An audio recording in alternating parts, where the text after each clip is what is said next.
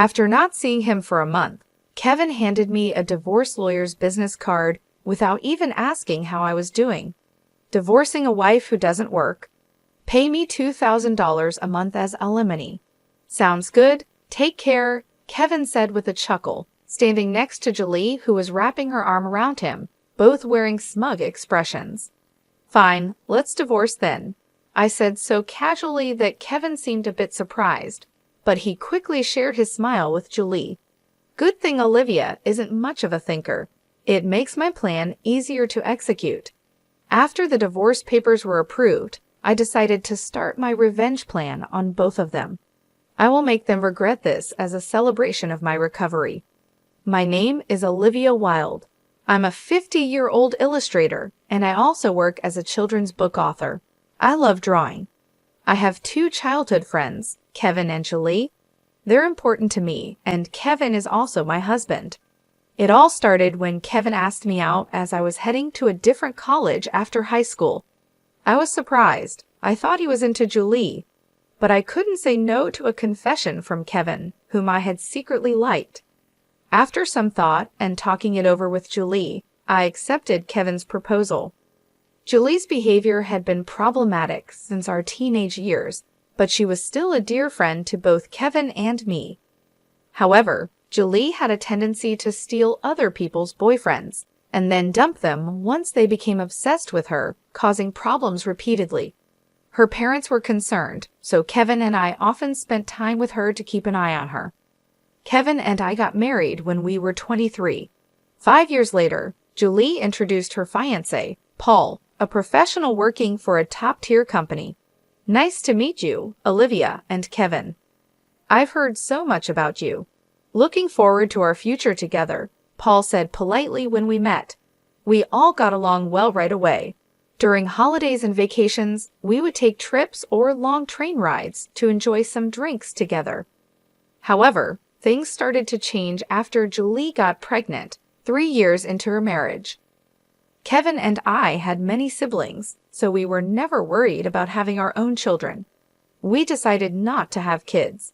We both love kids but weren't interested in the responsibilities of raising them. Besides, we enjoyed our freedom to travel and have drinks. We often found it heartwarming to see families with children, but that was it. When Julie announced her pregnancy, Kevin's behavior began to change. He quit smoking because Julie couldn't stand the smell and even used his vacation days to drive her to doctor's appointments. I warned him, Paul might get upset if you're always with Julie. But Kevin argued back, you have work, don't you? She's our childhood friend and she need help. You're heartless, I said. I've been buying things and helping where I can, but going with her to the doctor is too much. Kevin frowned and then glared at me. Why? Because Julie wants it. She's anxious about the checkup. I can't just let her go alone if she's anxious. All the more reason for Paul to go with her, right? If you go with her every time, it's almost like you're the father of the baby, I replied. Jealous? You're not going to get pregnant anyway, so what's the problem? He snapped back. He didn't take my concerns seriously and started to get annoyed. We hardly ever fought during our marriage, but things changed when Julie got pregnant. Our arguments increased and didn't stop even after Julie gave birth. In fact, Kevin started spending even more time with Julie and their child, Lauren. But when Lauren was 5, an incident occurred related to Lauren's graduation ceremonies. The day before the graduation, Kevin suddenly started rummaging through the closet. Kevin, what are you doing? I have a meeting tomorrow, he replied. Kevin's workplace had a casual dress code, but there was a rule to wear a suit during client meetings, so he always kept a few suits ready. Now they were all thrown on the bed. No, just trying to decide what to wear for the graduation ceremony, he said, changing his answer. Are you really thinking of going to the graduation? Paul can't make it and Julie asked me, Kevin said. I was shocked and raised my voice without thinking. That's absurd, no matter how you look at it. Kevin's face turned sour immediately. I knew he sometimes picked Lauren up from kindergarten, and I had too when asked. but it seemed ridiculous for a childhood friend, who wasn't even her biological parent, to attend a graduation ceremony. "Do you still doubt me and Julie? I'm disappointed that you can't even help out," Kevin said. "That's not the point. Anyway, I'm attending the graduation tomorrow. So iron a shirt properly," Kevin said, ending the conversation abruptly and walking to the bedroom. I had no choice but to call Julie. "Hello, Julie, about tomorrow." "Ah, sorry about tomorrow. I'm borrowing Kevin, but won't Paul be upset about the graduation attendance?" "Olivia, what are you talking about?" "Obviously, I haven't told Paul that the graduation is tomorrow. I'll tell him after the ceremony," Julie replied. I was shocked to learn that Paul didn't know about the graduation schedule. Upon further questioning, it seems that Julie hadn't informed Paul about any of the kindergarten events so far, and Kevin had been acting as the father of the kindergarten, which made me feel dizzy with its selfishness. "Wait a minute, Julie. Isn't that extremely unreasonable? It's disrespectful to Paul," I said. "What's wrong, Olivia? You're scary." "Well, see you tomorrow," Julie said, hanging up the phone unilaterally. Trembling with anger, I still ironed a shirt, prepared a tie, and the next morning saw Kevin off to Lauren's graduation ceremony. Since then, Julie and Kevin started going out more frequently, from once a month to once a week, and then to 3 times a week. Eventually, even Paul seemed to have some suspicions. One day, while Kevin and Julie were out, he visited our house alone late at night. "I'm sorry for visiting you late at night. There's something that's been bothering me." "Is it about the two of them?" Paul asked. "Yes, I would like you to take a look at this," Paul said, showing me the GPS history he had installed in Julie's car. It showed that she had been staying at a hotel 3 times a week. All of those days she was out with Kevin. Just by looking at Paul's face, I understood what that meant. "What do you want to do, Paul?" I asked. "I want to take revenge on those two," I said. "Me too. I can't forgive them for betraying us after all this time," Paul agreed. We started planning our revenge in secret. First, I focused on increasing my income. Since I had been saving money by doing housework and taking care of Lauren, my income had decreased significantly. Paul switched to working from home. When Julie and Kevin would go out, he would bring Lauren to my house, and we would take care of her together. Neither Julie nor Kevin knew that we were aware of their affair, and we managed to gather solid evidence against them. Once we had collected enough evidence and were ready to take our revenge, we discovered a shocking truth about Lauren. Paul and I struggled with the decision, but we agreed that we didn't want to hurt young Lauren. So we decided to wait until she was an adult to take our revenge. However, even though we decided to wait for 12 years, I was struck with a serious illness that required long-term hospitalization. At best, I wouldn't be discharged for at least 3 years. Although I could work from the hospital room, it was clear that I would have to reduce my workload. After telling Paul about my situation, I consulted Kevin, but his reaction was indifferent, just like small talk. "I'll visit you once in a while," he said. I felt that Kevin no longer cared for me, as he didn't even ask about my condition or the name of the disease. In reality, Kevin only visited once a month or once every 2 months. After Lauren's 17th birthday, she started acting strangely. Although she used to visit me almost every day right after I was hospitalized, she became distant after her birthday. Neither Paul nor I could figure out why. Even when we asked Lauren, she just said, "Don't worry about it." However, we ended up learning the reason from Kevin, who rarely showed up. "Hey, it's been a while," he said casually, having completely changed into a flashy appearance. He walked in without knocking. After not seeing him for a month, Kevin just thrusts a divorce lawyer's business card at me without even asking how I was feeling. "Divorcing a wife who doesn't work? Pay me $2,000 a month as alimony. That's the deal, so take care," Kevin said, grinning from ear to ear. Beside him, Julie wrapped her arms around Kevin, both wearing similar expressions on their faces. "Fine, let's divorce then," I said. I agreed to the divorce casually, which surprised Kevin for a moment, but he quickly exchanged smiles with Julie. It was good that Kevin wasn't the type to think too deeply. That's why my plan worked so well. After I got the notification that the divorce was finalized from Kevin, I decided to start my revenge plan against the two of them. I was going to make them regret their actions as a way to celebrate my recovery. I immediately started to take action. First, I contacted Paul to arrange a transfer to a different hospital. Then, I informed my lawyer that they would be handling communications between us from now on. Paul also began to act. He moved near my new hospital with Lauren and started visiting me often. Lauren still looked sad, but I was happy she came to see me every day. Most of my belongings were already in the hospital room, so I told Kevin to get rid of the rest. I didn't want to keep anything that they might have touched in my new life. Once the hospital transfer and Paul and Lauren's move were settled, I received a call from Kevin. I had only been away from my phone for a few minutes, but there were already 50 missed calls. I answered the phone, feeling annoyed. What? Hey, what the hell is going on? I could hear the voice of a troubled real estate agent behind Kevin's panicked voice and Julie yelling, which made me feel sick. What do you mean? What's going on? It's obviously about the house. Why do we have to move out? Kevin shouted at me as if it wasn't his fault at all. Coolly, I replied, obviously, because that's my house. Kevin seemed to have completely forgotten, but the truth was the house we lived in was a room I rented as a workspace when I started making a living as a freelancer.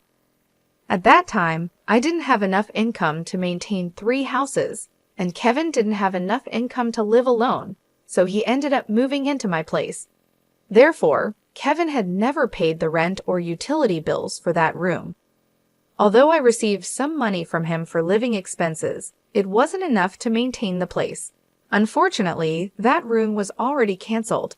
It was far from the hospital I transferred to, so I had processed the cancellation the day after submitting the divorce papers. I didn't tell him because the real estate agent, who knew about our situation, said they would contact him. Suddenly, Paul and Lauren disappeared, and our house was sold. What are we going to do about our new house? Kevin asked. I don't know. Maybe stay in a business hotel for now, I said as I turned on the speaker and started working. Kevin yelled in frustration, "Don't mess with me." However, he seemed to remember something and started speaking in a more soothing tone. Well, whatever. When will you transfer the money? We're running low on cash. What are you talking about? Don't mess around. I told you to pay $22,000, didn't I? He asked. Oh, I don't recall agreeing to that. I responded calmly, which was met with incoherent screaming from Kevin on the other end of the phone. Apparently, he thought he could get money from me and had been spending carelessly. Even if you had $22,000 left, how did you plan to get by for the rest of the month? I questioned. Hey, don't just stay silent, say something, he demanded. There's really nothing to talk about, I retorted, leaving Kevin momentarily dumbfounded. But he soon started yelling again. Growing increasingly annoyed, I addressed Kevin in as cheerful a tone as I could muster. Anyway, we're basically strangers now, so please don't contact me anymore. You'll hear from my lawyer. Huh? Lawyer? Hey, wait a minute. Kevin tried to respond, but I hung up without listening.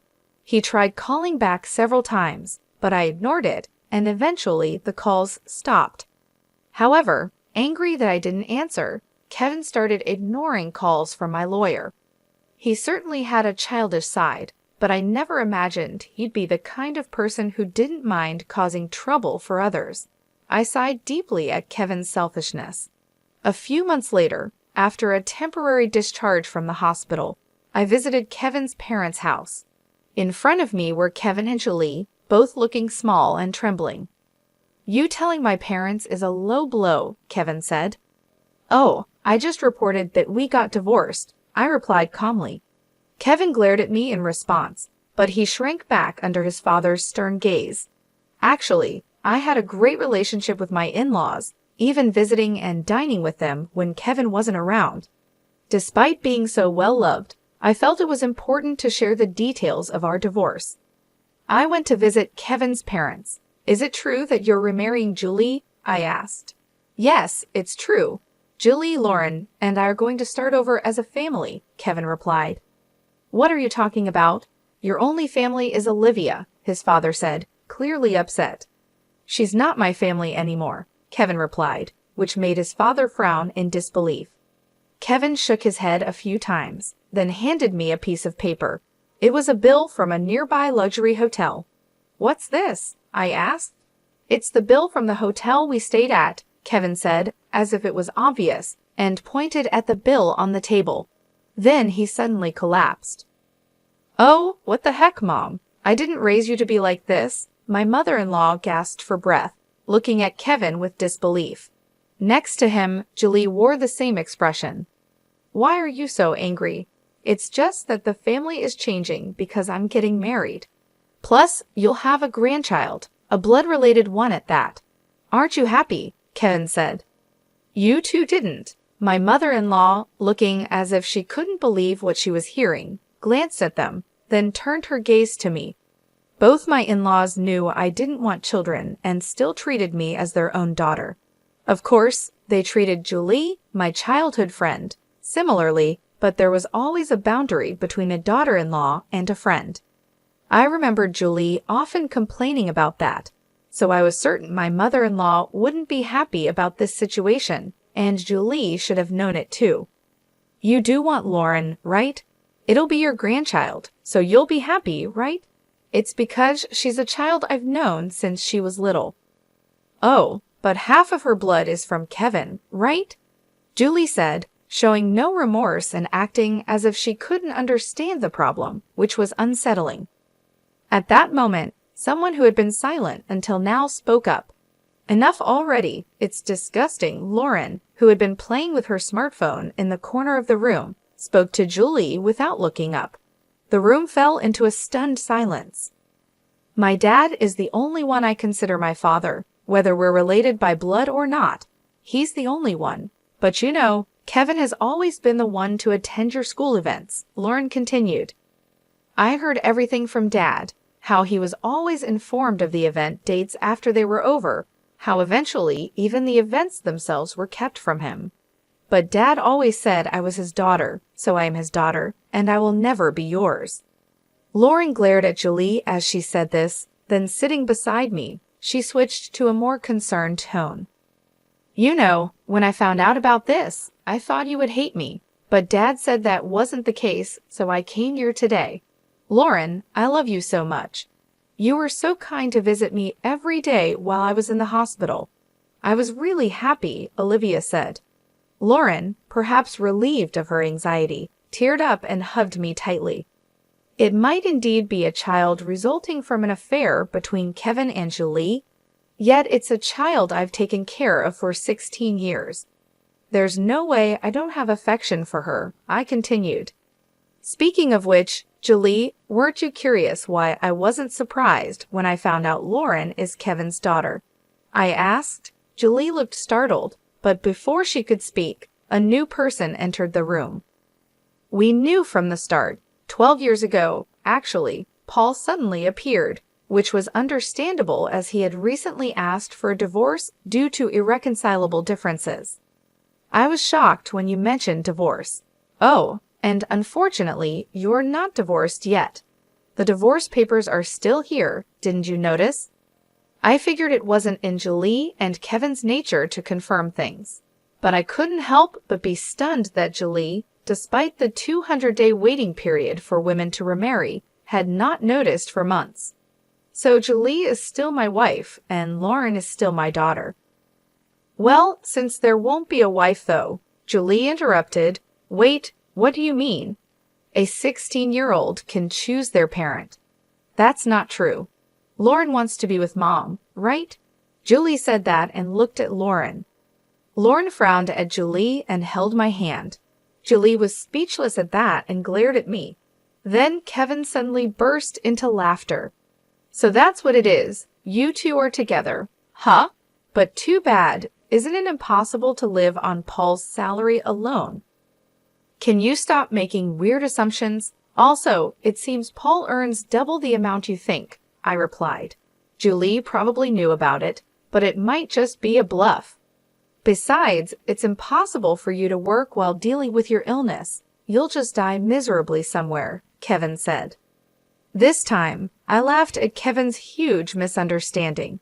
Seeing me laugh, Kevin started getting frustrated. You didn't know about my income, did you? It's probably just a bit more than a part-time job. No. It's different. My annual income is $800,000, I said. Kevin's eyes and mouth were wide open in shock. Julie was also stunned. In fact, over the past 12 years, I have become a popular children's book author, and my income has really gone up because of essays, interviews, and more. There's even a movie based on my books coming soon, so I'm earning even more. Oh, do you want to see this? I said, and showed Julie my bank account on my phone. It clearly showed a lot of money being deposited every month. Julie was speechless when she saw it. Olivia, let's make up, huh? Kevin said, sounding hopeful. What are you saying? Julie was angry at Kevin's words. I just watched them quietly, then finally spoke. Well, if you want to get married, feel free. Oh, and I'll definitely take the compensation for damages. Olivia, wait. Kevin called out, but I ignored him. I took Lauren's hand, said goodbye to my in-laws, and left their house. Kevin used to work at my father-in-law's company, but it was discovered he lied about going out for sales, and he was fired. My father-in-law planned to make him work on a friend's fishing boat, which was tough for Kevin, who preferred indoor work. He tried to contact me several times, but I always let my father-in-law know, and eventually, Kevin stopped calling. Julie lost custody of Lauren to Paul and got divorced. She seemed uninterested in Kevin, who couldn't afford luxuries anymore, and didn't chase after him. She was cut off by her family and lived alone in a rundown apartment. She hadn't worked since getting married and had always relied on others, so she found it hard to do things on her own. There were hardly any places that would hire her full-time, but she needed to pay for her living expenses and child support, so she worked multiple part-time jobs and barely made ends meet. After starting high school, Lauren worked hard every day to study abroad and go to a prestigious university overseas. Being originally diligent, her dream is to translate my picture books and deliver them to children all over the world, which makes me happy. As for me, my picture books are selling well, and I'm getting more offers for animated adaptations and merchandise. My health is also getting better, and although I'm still in the hospital, my doctor recently told me that I might be able to leave the hospital next year. One more thing, Paul and Lauren come to visit me every day. Paul recently confessed to me with remarriage in mind. I haven't given my answer yet, but I can't help but have feelings for him. He said he wants to live together when I leave the hospital. While thinking about what to answer, I work on my picture books every day, hoping for a happy future for us. I weave stories again today.